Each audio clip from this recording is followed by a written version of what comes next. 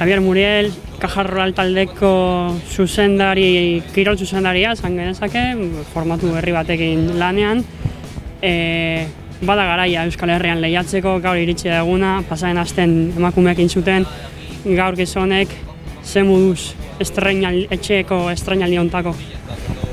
Egia esan duzun bezala Euskal Herrian txindularitza gabe arraroa da, orduan bainun gogoa hemen izateko, egualdiare Euskal Herrikoa, orduan gogokin, ilusiokin eta indar guztiekin hasteko.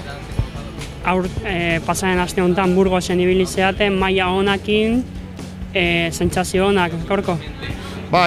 Azkenean Burgosen taldea oso ondo da, oso egonkor, bat dorsala daukeu, lehen urtean garaie, egia da urten, nivel gehiago da hola, World Tour gehiago da dere, bukaeran bigarren mailako mendate hoi.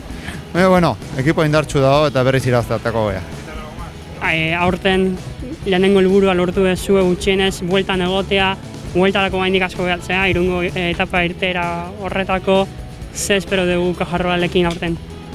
Azkenean urte arraroa, urte normal batean, izugarri izango zen bueltan egotea, eta urte arraro ondan nik uste guandik importantzik eman martzaioela. Eta espero dutena da, taldeak itxura hona ematea, batez ere jarren hona izatea, eta horrek azkenean emaitza garaipenak izatea. Prestatzaile fisiko bezala, zuen lana ikaragarri izan da konfinamendu garaian, nola maneiatu dezu egora inberezi hau prestatzaile fisiko bezala?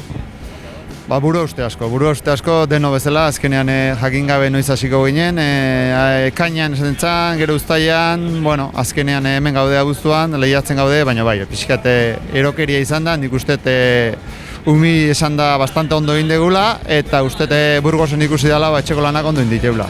Eskerrik asko eta sorte hon. Zuei.